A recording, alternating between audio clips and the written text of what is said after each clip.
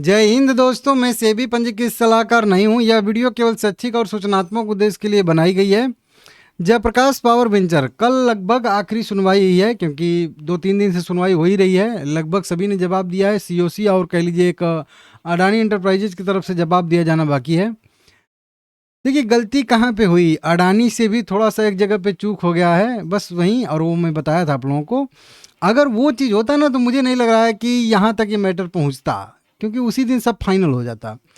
दिक्कत बस अडानी से वहीं हो गया। ये जयप्रकाश एसोसिएट लिमिटेड के जो 2 रुपये 40 पैसे प्रति शेयर के हिसाब से जिन्होंने शेयर होल्ड करके रखा था, और इसी उम्मीद में रखा था, क्योंकि कंपनी दिवालिया प्रक्रिया शुरू हो रही है, तो मान के चलिए कि वो कंपनी दिवालिया होगी, उसके शेयर की कोई वैल्यू नहीं है, उसके शेयर का मतलब कुछ नहीं होना है।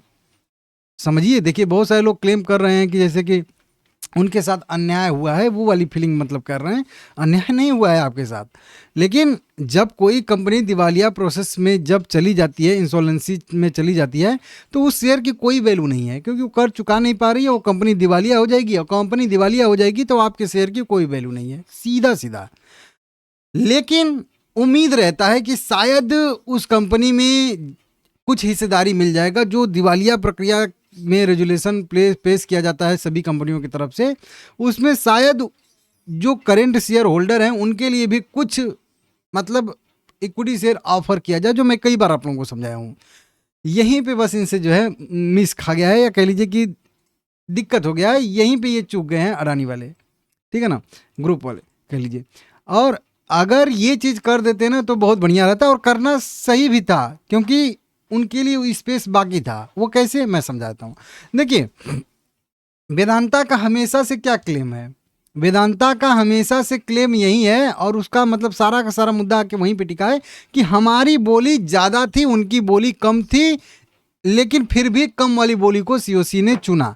मेन पॉइंट जो वेदांता का है वो वही है, और उसके वजह उसका कहने का मतलब लॉजिक भी वही है कि अडानी एंटरप्राइजेज के भी शेयर होल्डर को कुछ नहीं मिला, तो इधर से इमोशन उनको मिल जाएगा, क्योंकि जिसका 2 रुपये 40 पैसे डूबा है वो उधर किधर जाएंगे, जिन्होंने शेयर नहीं ऑफर किया उनके तरफ जाएंगे या किसके तरफ जाएंगे।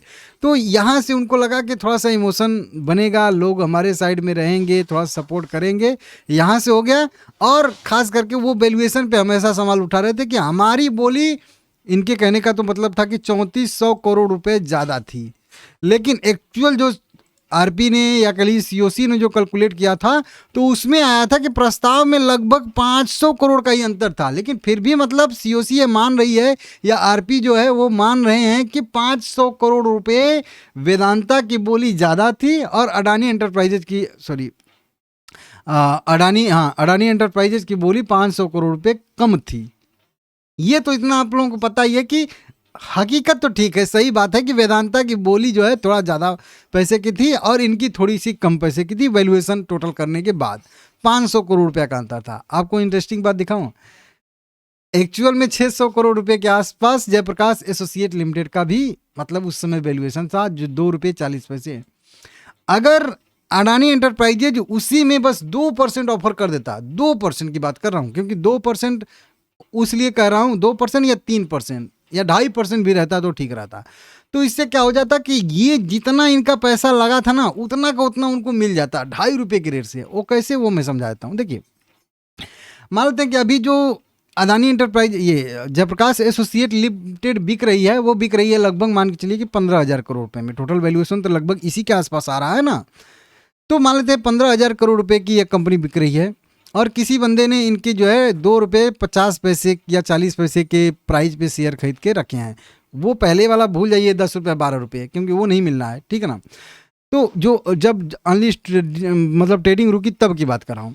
अगर ये 15,000 करोड़ रुपए में से केवल 3% ऑफर करते तो कितना वैल्यूएशन बनाएगा, 450 करोड़ रुपये, क्योंकि 150 करोड़ रुपया का 1% हो गया, तो 15×3=45 होता है, तो 450 करोड़ रुपये का। अगर 4% ऑफर कर देते, तो 4% ऑफर करते तो ये हो जाता सीधा सीधा 600 करोड़ रुपये, और वैल्यूएशन देखिए बिल्कुल मैच कर जाता 600 करोड़ रुपया का। मतलब क्या होता कि उन्होंने जितना बोली लगाया है उसमें से 500 करोड़ रुपया तो कम था, क्लियर था ना, कम था। अब वहीं कम जो पैसा आपने 600 करोड़ रुपया दिया है कंपनी को, उसी का जो है आप 3% 4% जयप्रकाश एसोसिएट लिमिटेड को हिस्सेदारी दे दीजिए। आपका भी वैल्यूएशन बिल्कुल मैच कर गया कि नहीं कर गया? क्योंकि भाई मैं 500 करोड़ रुपया कम दे रहा हूं, लेकिन अपनी थोड़ी सी हिस्सेदारी भी तो छोड़ रहा हूं ना। तो वैल्यूएशन अब यहाँ पे वेदांता का और इनका दोनों का मैच कर जाता है। और फिर यहाँ पे ये चीज़ें बहुत बढ़िया निकल के सामने आती है। और फिर कोई भी जयप्रकाश एसोसिएट लिमिटेड का भी शेयर होल्डर न चाहते हुए वेदांता का सपोर्ट नहीं करता। न चाहते हुए बोल रहा हूँ, क्योंकि कोई नहीं चाहता था कि वेदांता को ये बीडी मिले। शुरू से जब भी अडानी का नाम आ रहा था बीडी में, तब से जो है मोमेंटम आता था जयप्रकाश एसोसिएट लिमिटेड में भी और जयप्रकाश फार्म में। जब जयप्रकाश एसोसिएट लिमिटेड के शेयर होल्डर को अडानी की तरफ से कोई भी ऑफर नहीं किया गया 1% इक्विटी शेयर, तब कहीं जाके इनके जो ये 2.5% वाले शेयर होल्डर थे वो वेदांता के पक्ष में गए कि हाँ अब वेदांता को मिलना चाहिए। अब पता नहीं है कि नहीं, ये क्लियर नहीं है कि नहीं वेदांता भी 1-2% ऑफर करेगी कि नहीं करेगी। मुझे तो लग रहा है कि वो भी नहीं करेगी, क्योंकि वो ऑलरेडी 500 करोड़ रुपया ज़्यादा दे रही है। और उसमें से अगर मान लेते हैं 5% इक्विटी शेयर भी दे देगी तो 500-700 करोड़ इधर से ही चला जाएगा, उसका होल्डिंग में चला जाएगा। तो वो करेगी नहीं। तो मैं तो क्लियर हूँ कि शायद वो भी ना करे, मतलब इक्विटी शेयर ना दे। अब प्लान में अंदर क्या था वो तो बताए नहीं लोग, ठीक है ना। तो इस तरीके से तो मुझे जो अडानी एंटरप्राइजेस की बोली में दिक्कत दिखी, पूरा में दिक्कत जो दिखी बस यही दिखी कि कम से कम 4-5% ऑफर कर देना चाहिए था। भाई क्या ही चला जाता है, कंपनी तो आप ही के अंडर में आएगी ना, सारे एसेट आप ही के अंडर में आएंगे ना। बस 5% उसमें शेयर होल्डर का अगर इक्विटी शेयर रहेगा तो उसमें क्या हो जाएगा। तो वो चीज़ मुझे जो है थोड़ा सा दिक्कत लगा। अब कल लगभग मान के चलिएगा कि फाइनल फैसला आएगा। आरपी की तरफ से एनसीएलटी में अपना बयान दे दिया गया है। जो आरोप लगाने थे वेदांता लगा चुकी है। अब सीओसी का जवाब, और हाँ सीओसी ने भी अपना लिखित जवाब पहले से ही दे दिया है, क्योंकि लिखित जवाब सीओसी से 1 हफ्ते पहले मांगा गया था कि 1 हफ्ते पहले जब 24 मार्च के आसपास ये दाखिल हुआ था तभी, और पहले 16 मार्च को एनसीएलटी में दाखिल हुआ था, सुप्रीम कोर्ट में 24 मार्च के आसपास, तभी बताया गया था नहीं कि एनसीएलटी ने मांगा था कि सीओसी अपना लिखित जवाब जो है 1 हफ्ते के अंदर अंदर दे दे। तो सीओसी का लिखित जवाब तो चला जा चुका है। अब हो सकता है बयान वान भी लाइव लिया जाए और उसके बाद अडानी एंटरप्राइजेज का पक्ष, ये दो ही अब बातें बची हुई है, सीओसी का बयान और अडानी एंटरप्राइजेज की तरफ से जो भी है वो। तो लगभग कल मान के चलिए कि लास्ट बहस ही होगी और उसके बाद या तो फैसला रिजर्व रखा जाएगा। हाँ ये भी देखिए बताना था, याद पड़ गया। तो कल अगर मान लेते हैं कि सुनवाई होगी तो कल फैसला आ जाएगा, ऐसा ज़रूरी नहीं है। 3 चीज़ें होती हैं, ठीक है ना, इधर दिखाऊँ 3 चीज़ें होती हैं।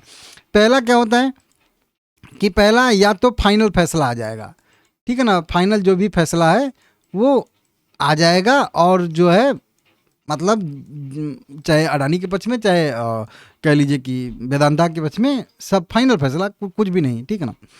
दूसरा होता है कि एक इंट्रीम आदेश आता है, ठीक है ना, मतलब इंट्रीम आदेश मतलब छोटा सा कह लीजिए कि एक प्रथम दृश्य, तो इंट्रीम आदेश आता है, ठीक है ना। तो वो ठीक है ना कि अभी के लिए इतना है आदेश, बाकी पूरा आदेश जो है हम बाद में बताएंगे, ठीक है ना।